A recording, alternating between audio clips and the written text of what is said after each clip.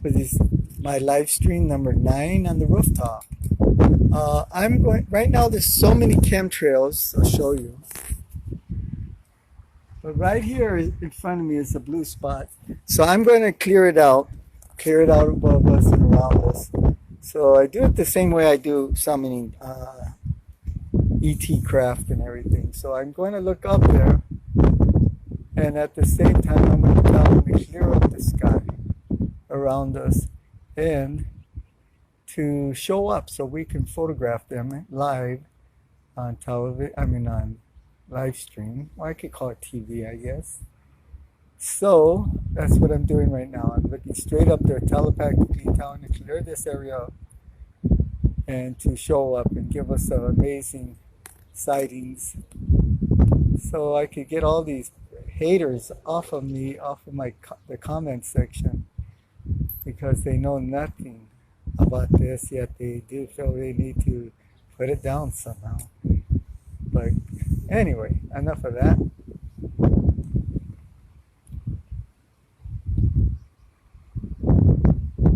I'm calling them now, and that's it. So I started a little early, but it's okay. I'd rather start earlier than late.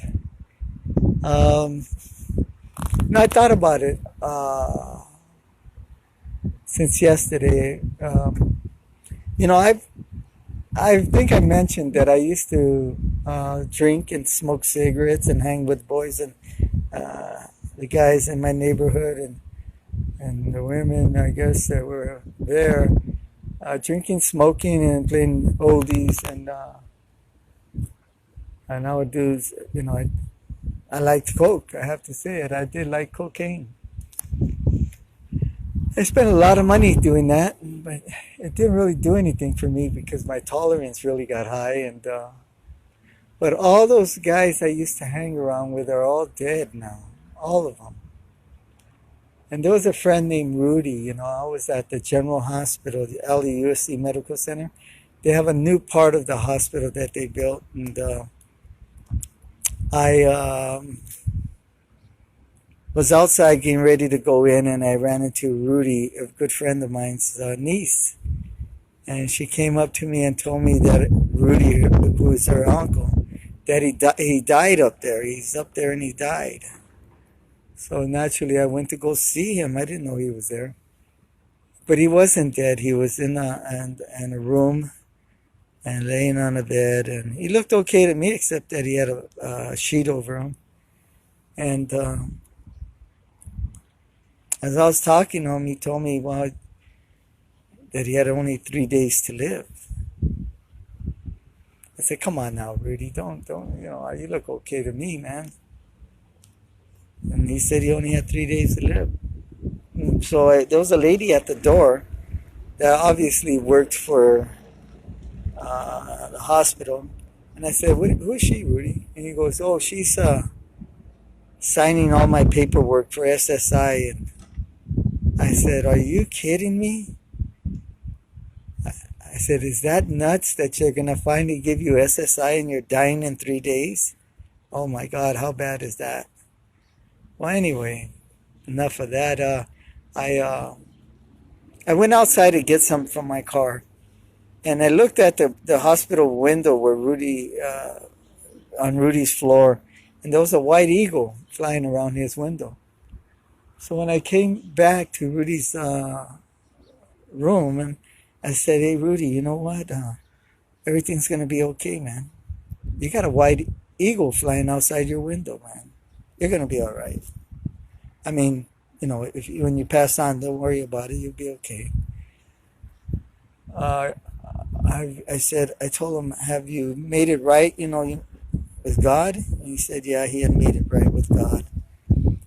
And he was tired. He told me, I'm tired, man. I'm just tired. I want to go. I said, wow, okay. So as I was sitting there, I channeled into Rudy and looked at his bed right there. And there was 2 angels right there at where his feet were. And they were touching his feet. I said, hey, Rudy, there's angels at your feet. I couldn't see under the sheet what was wrong with him, but he lifted the sheet and his feet were really, really swollen. He had liver cancer. And he had much more than that, he showed me, but you couldn't tell from his face that he looked normal. But I told him, man, you're gonna be okay, bro, Rudy. And I told him, because I never really told the man that I loved him. He was my friend for a long time. I told him I loved him. And he said he loved me too, you know. And I realized how stupid that was not to tell somebody you love them because it was a macho thing or something. But anyway, I admired Rudy how he accepted death and was ready to move on. Whoa. Although I already had died before, I really don't accept death. You know, you have to accept it, but I rather not accept it. But it comes for you, it comes for you. Anyway, I thought I'd tell you the story of Rudy, my buddy. And all my friends are gone. Most of them are all gone. An army of people are gone. But I'm still here, you know. Although I probably should have been gone a lot of times, I'm still here. And my mission is to enlighten folks that we are not alone. There's much more to this life than you'll ever know. A lot to this life. You just got to take the time to smell the coffee, the roses, and focus and see what's there, you know. It's not about always chasing the money and the material things and all of that. It's about really, wow, just enjoying life. Your family, the kids, teaching them things, good things, you know, interacting and doing a whole lot of things that are just so simple yet so priceless. And that's that I wanted to share today for all of you out there. Again, it is very, very chemtrailed out here today.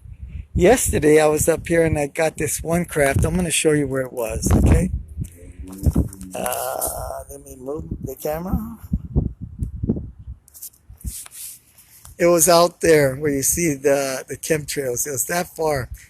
But up, all right, where this blue is, up that way. And it was really high. And it came into focus. And I told it telepathically to come over my head. And that was quite a ways, you know, miles away. The wind was blowing that away, you know, toward the mountains.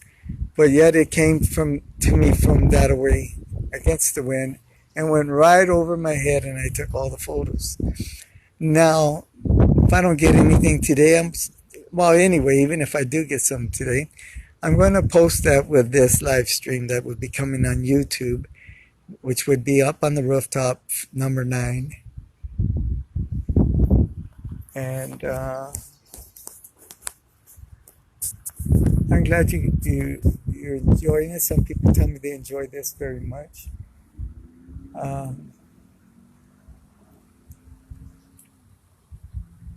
Believe it or not, I got a radio interview at 5 o'clock. And so after this, I got to go talk for another hour on a radio show called Dr. J.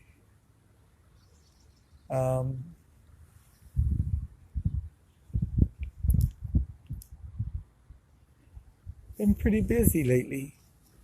And I'm calling them now. I have called, I summoned already. And for all of you who do not know how to summon, you can go on my UFO. My channel is UFO Robert Bingham on YouTube. There's a video called Summoning Technique, and if you practice those techniques, you will be able to summon yourself anywhere, anytime, any day, any place. So those, just follow the technique. Some of the people out there have been putting so much gimmicks to it that, you know, it's unbelievable. Meditation. I'm not saying meditation's wrong, but it's really simple to do what I suggest to do. You really don't have to have smoke and mirrors and all that sort of thing. But People are people. They tend to want to make it a long process. It's really simple.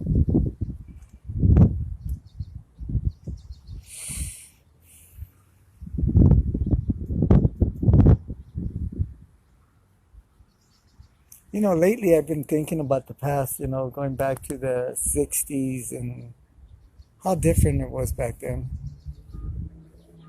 how I grew up, and how things were much different, you know, much more slow. Um, when the candy bar was a nickel and a soda pop was 12 cents and potato chips for 10 cents and a phone call was 10 cents and simple things like that, you know, really, really amazing.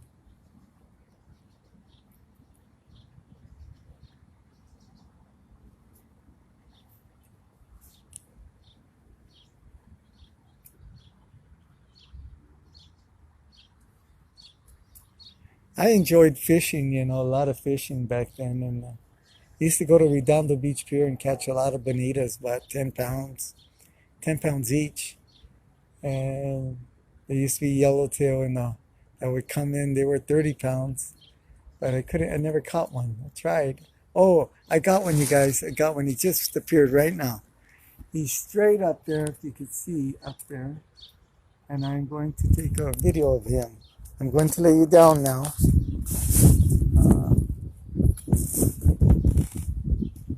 okay. I brought a different camera. I brought my Nikon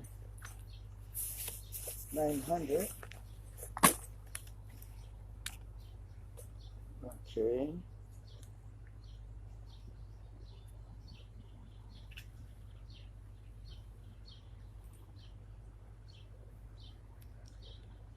And it's out of power.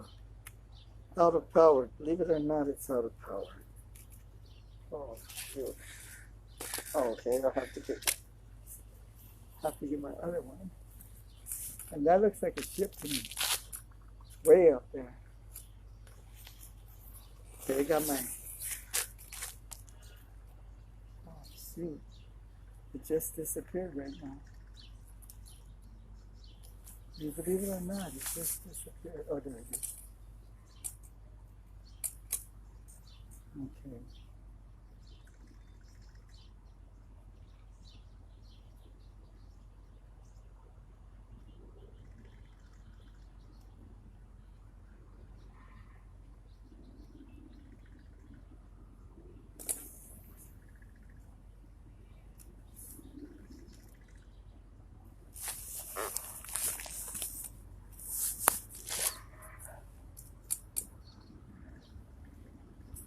Oh, don't disappear on me.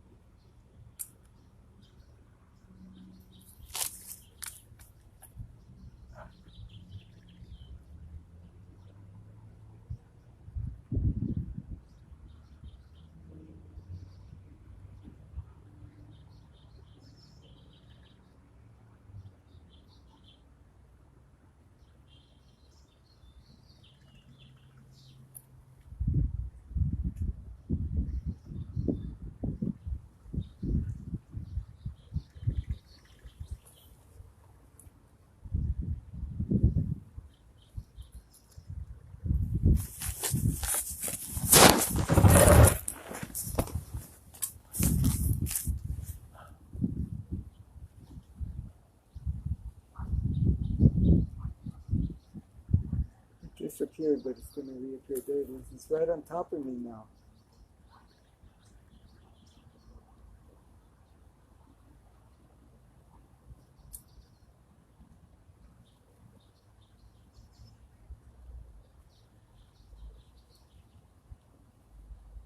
I'm on fast speed. There he is.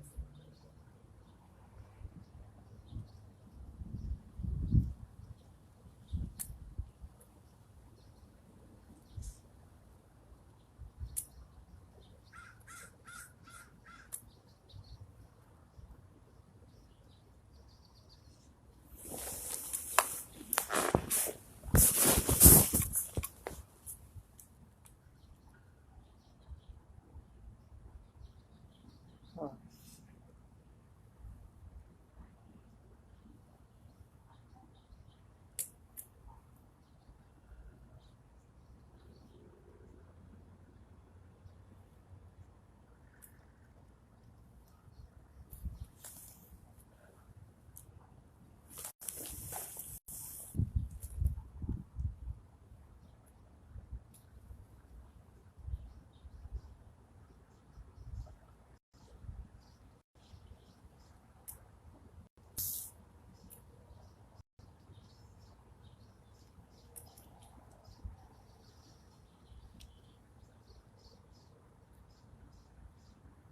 I'm trying to get it in my screen. It's very hard with this camera.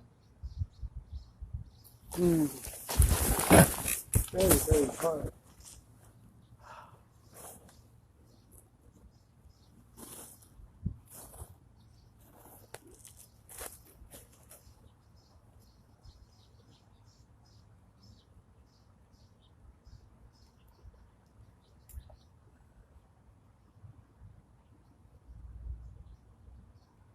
There it is. I got it finally.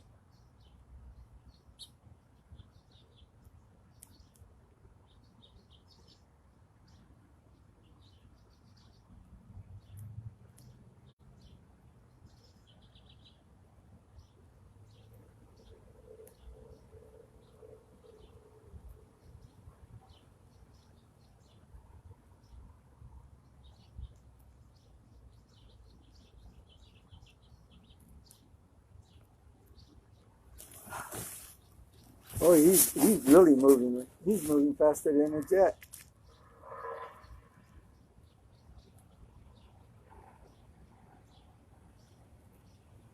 He's moving.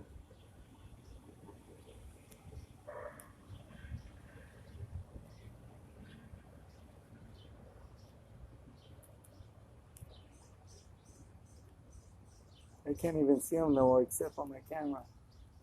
Hey, I'm getting good footage for everybody. Video.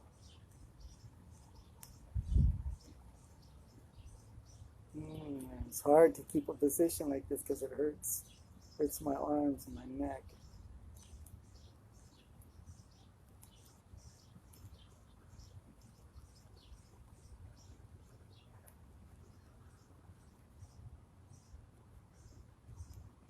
Nah. Okay, I have to let go. I can't even see them with my eyeballs anymore, but my camera did get it for quite a long time. Okay.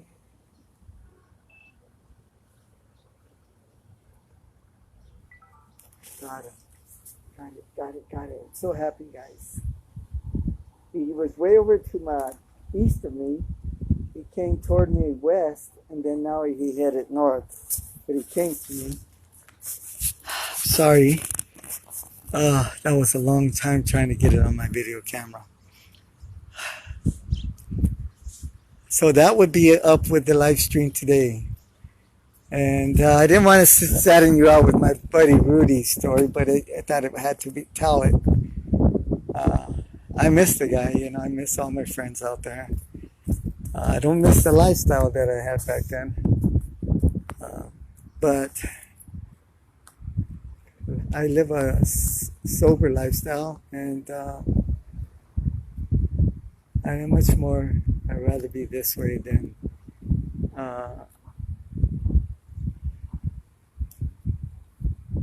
under the influence of some mood-altering or mind-altering substance. And I'm not saying that, you know, when I see somebody smoke a cigarette, man, sometimes the smell of the cigarette, man, it smells so good to me, you know.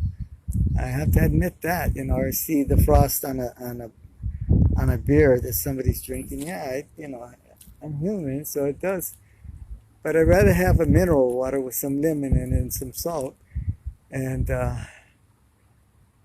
but I don't want to do anything to harm my vibration with the universe and the earth and the God's frequency. I don't want to give it to negativity by going under the influence of those things. I like to say hi to James and Zena out there. Hi, Zena. And to Linda. Hi, Linda.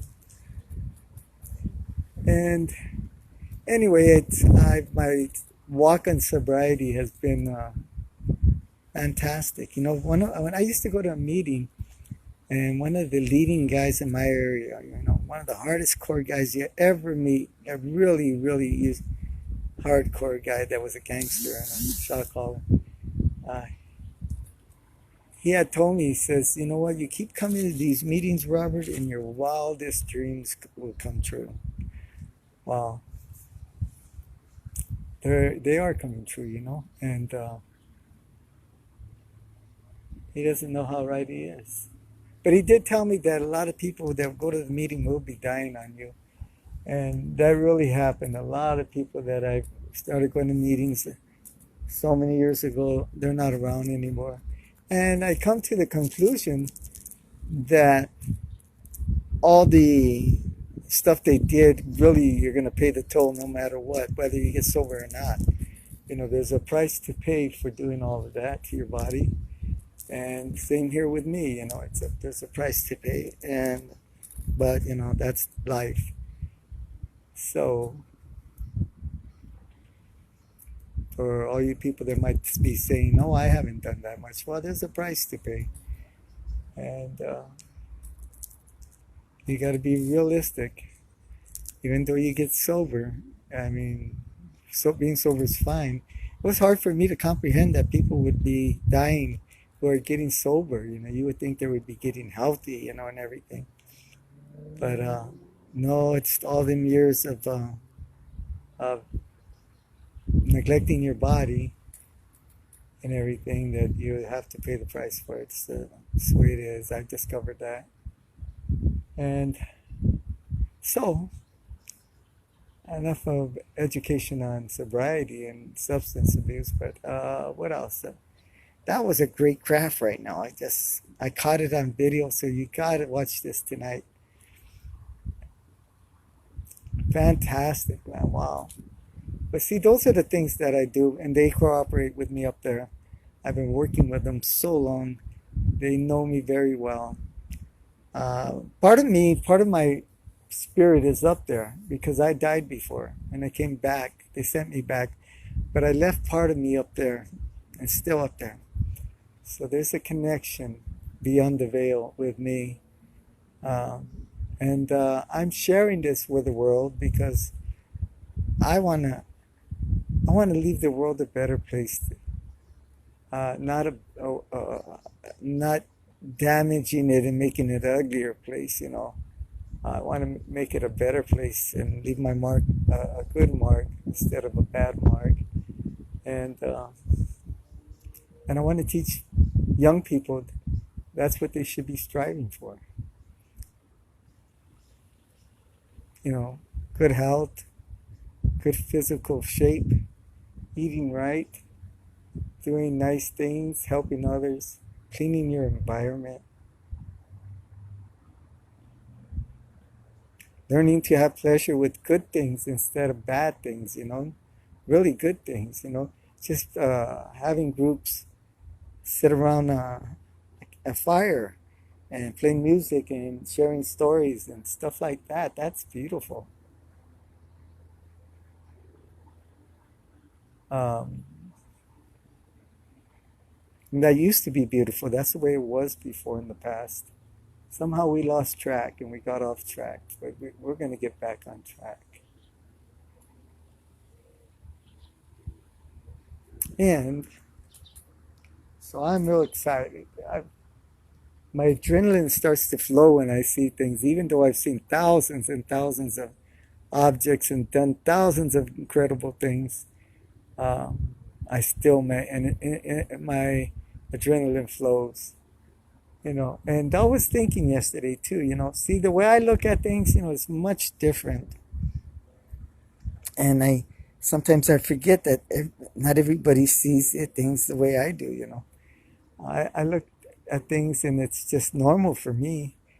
And I forget people don't have the gift that I have, so I have to kind of explain it and walk them through it. Also, I'd like to know that I'm showing you a way to reach out to them and interact with them. But the rest is up to you because it's going to take time. I just can't give you everything. Some people ask me for things and I go, I can't give that to you because you have to learn that for yourself. You are like a tree, a little seedling, and you have to grow and grow and discover things for yourself. I can't get you there. You got to get there yourself. That's your journey. I can tell you how to get you on the road, and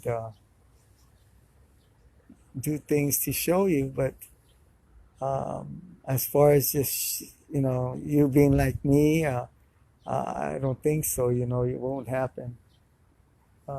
That's an incredible journey and a long journey, and you must go through that yourself. Somebody asked me, why is it like it is? And I said, don't ask why. Ask why not. Why can't, you can make it a better world. You just have to see things like Kennedy said. And make a difference. Go out there and do it.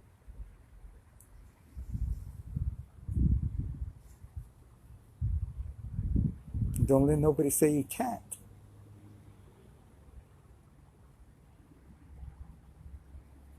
Those are the words I don't like expressing myself with. I hope, I can't, I wish.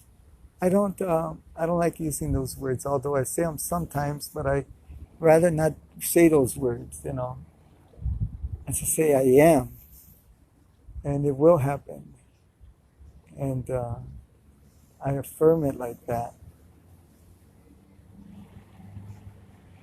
And, I had a discussion with a number of people, and I say, don't pick up the pennies. They say, why? I go, because what you do is you're reinforcing poverty upon yourself. Pick up the dollars, pick up the quarters, the silver, the gold. Don't pick up the pennies. You'll see that I'm correct, and that more dollars and gold and silver will be coming your way. But don't pick up the pennies. You're reinforcing that belief system. I don't pick up cans, although I don't say nothing bad about the people who pick up cans, but I don't. Personally, I don't. I don't handle that stuff. But that's me. Again, that's my belief system. You don't have to do that. You can pick up all the cans and bottles you want. I used to do that, I'm gonna share a story. I had brothers, right? And they had this store called Buy Right, and in the back they had this caged area, like a caged fenced-in area, where they kept all the bottles. And back then, a quart of beer bottle, like Lucky Lager, a bottle, empty bottle, would bring a nickel, and a mother's pride would give you a dime. And so my brothers, they suggested that I sneak in through the gates because I was so skinny and small. And I passed all the bottles that we could into like 2 shopping carts. And naturally, they forced me to go to the cashier. And his name was Richard. This back in the 60s, And so he's ringing it up and he's looking at it. And he says, hey, these look like our bottles. Because I went to the front of Buy Right where I stole them in the back. But he still gave me the money. And my brothers got most of the money. I think I got a kite and some string with it for doing what I did. They got all the money. I stopped doing things for them after that, you know. They could take advantage of my age, you know, but I stopped doing things like that. I said, I'm not doing that no more. I'm not selling newspapers for you. I'm not going to do this or that for you. But that's the way I grew up, you know. Back then, $1 was worth $1. And anyways, I thought I'd share that with you, some of my life. I'll share this story. I think I shared it already, but I might not have.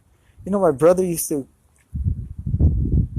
go and pay a dime, I think, and get all the papers out of the paper machine and get a number of them, like 100 papers, and he would put me in the front of Byright and tell me what to say. So I would say, hey, read all about it. He made me make up stuff. Somebody escaped or something. Read all about it. And I was like only 5 years old. And people would buy the paper and give me a big tip, like $1. And he'd be standing there flipping his coin with his khakis and his Pendleton and his beanie and just watching me collect the money. And at the end of the day, I would get like $1 or something, maybe even 50 cents. I don't know. But I wasn't stupid enough to think that I was happy with that, because I know I made a hell of a lot more money. And I stopped doing that for him, but that's the way it was back then, you know. So he ruined a good thing, because I would have sold the papers if he would really paid me right back then. But yeah.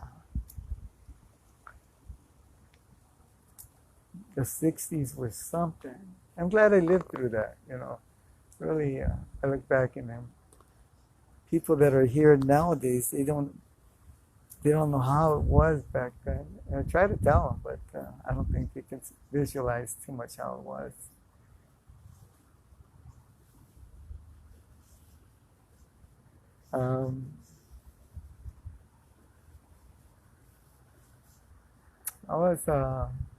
I like to play a lot of basketball, baseball.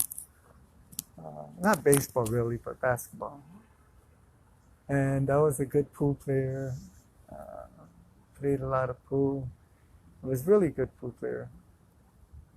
And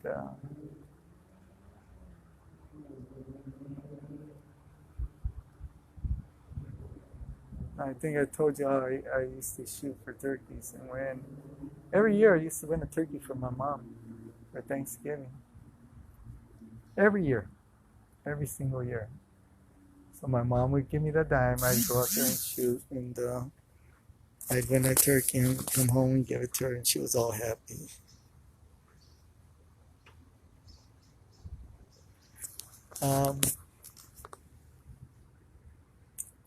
You know, one of my neighbors, her name is Vera, she said, yeah, Robert, we were poor back then, but we sure did have a lot of fun, huh? And I go, yeah, that was true. We were poor, but we did have a lot of natural fun. It was different back then.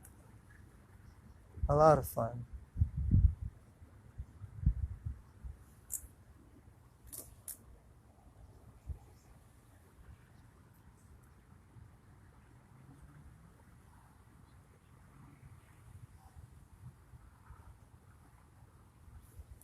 I'm only going to go 45 minutes today, only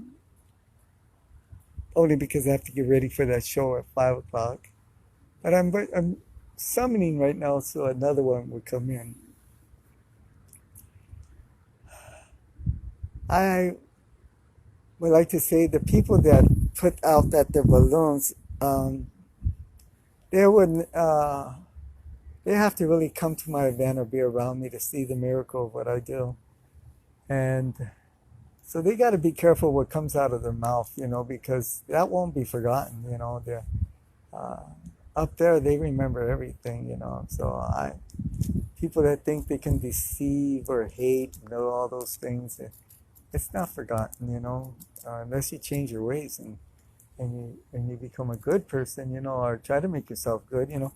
I tell people that are addicted out there, laying in the street and drunk and all that, I tell them, hey, look, if you're tired of that life, you can't expect God to do it for you. You got to give at least 50%, at least 50% effort to change your life.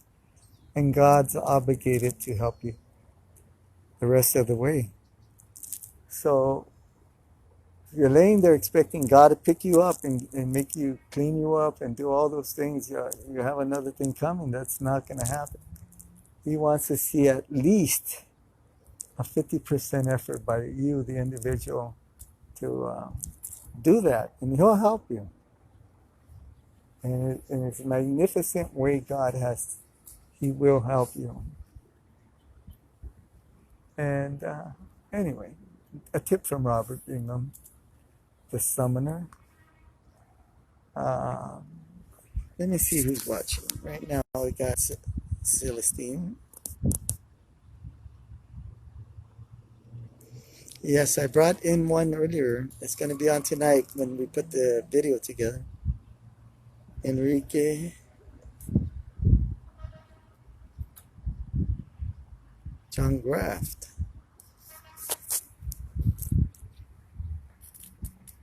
Yeah, I just brought one in, and it was the size of a craft, not an orb. It was big. It was up there, and it did some magnificent things. I'll explain when we show the video tonight.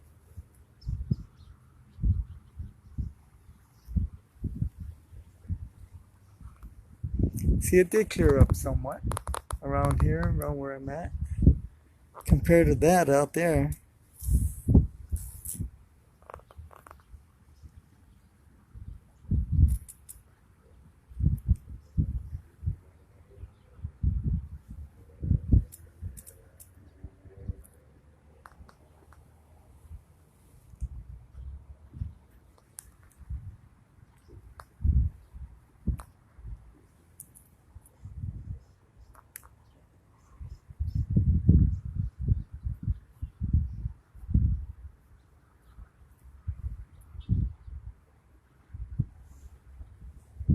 I want to share this too. You know, the falcons are the birds of kings, and the eagles are birds of nations, because the United States has the eagle. Well, the reason why they do have those, birds is because those birds have been connected to the terrestrials for millennia. And the falcon was used not to attack other birds or to collect birds for the kings. They were like drones back then. The king would send up the falcon, and the falcon would be a drone that would tell the king where his enemies were. And so the king wouldn't walk into an ambush. He would know that the enemies were there, because the falcon would do certain things where above in the air to show them as they were flying. And so that's what happened. They were drones of those days. The eagle is a magnificent, proud bird. And they're really connected. Oh, I got another one, another craft. I got to put it down for a minute, okay? It's coming from up north. And it's coming my way. Exactly my way. It's way up there. And the wind's blowing, it's blowing north and it's going south. So that'll tell you.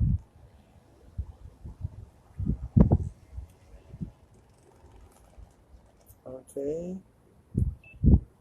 Got it on target. Now I gotta get it on the screen.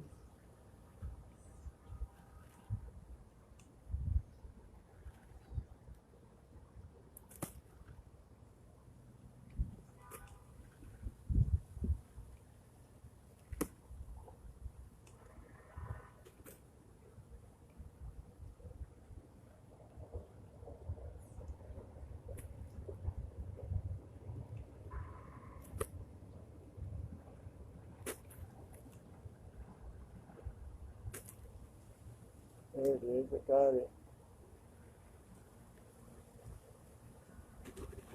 This is the second craft, and it's about 28,000 feet.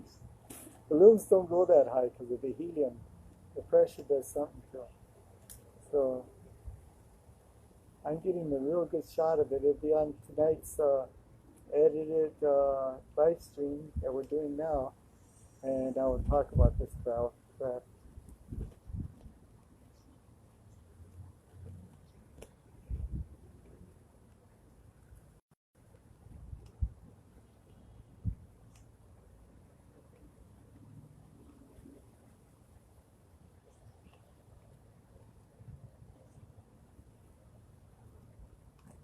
So Dean, I wish I could show you it live, like right now, but I'm recording it. So you gotta watch the video tonight, and you'll see what I brought up. But I caught two of them. This is the second one.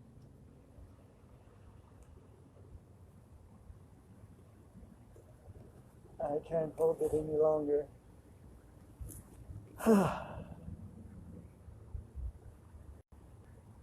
So now that I couldn't hold it any longer, I can't even see it anymore. But my camera got it.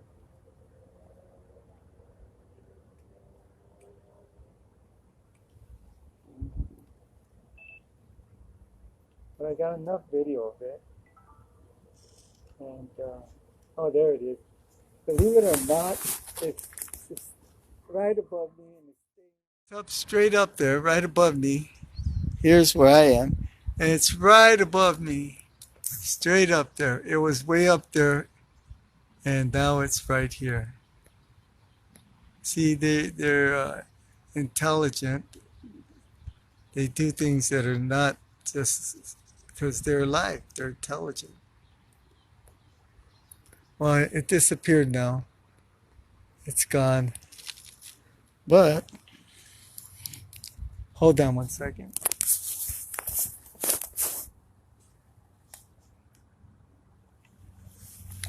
I'm going to put my camera away. I'm getting better with my new camera. So maybe I'll be doing it just nothing but video from now on.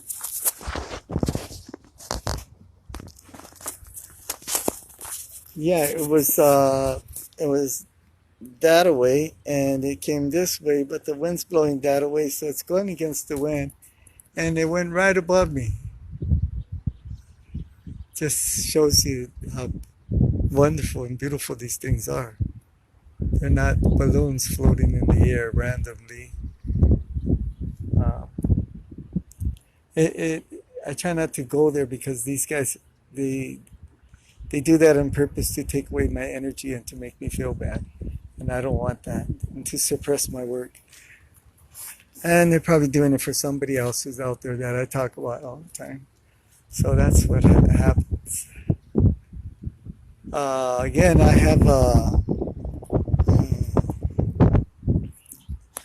have a live event that's going to be August 8th. It's called the Los Angeles Disclosure Festival. I've done the last 3 years, which they've only had 3 years. And each time I've done miracle things where people just see things and they get to see it and witness everything themselves. And a lot of people say that it's just the most wonderful thing when that happens, that ever happened in their life. I'm going to do it this year. So you just got to wait and see if the date is going to be the actual date. It might be changed.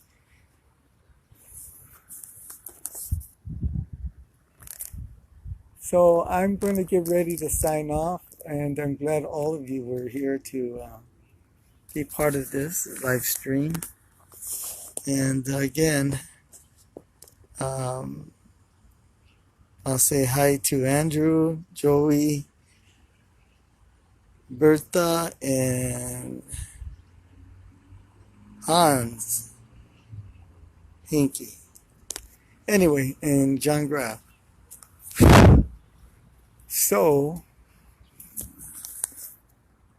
got 1 minute. I like to say, wake up, smell the coffee, and know what time it is. It's 1 minute to midnight. So again, go to my UFO channel. um, called UFO Robert Bingham on YouTube, and look at the videos. Put some likes, comments, and subscribe. And I'll be doing something at 5 o'clock with Dr. J. He has some type of radio show. If you look up Dr. J, I'll be doing an interview with him at 5 o'clock. So, thank you guys for all being there, and I'll be doing this again Wednesday. Have a great day. Bye.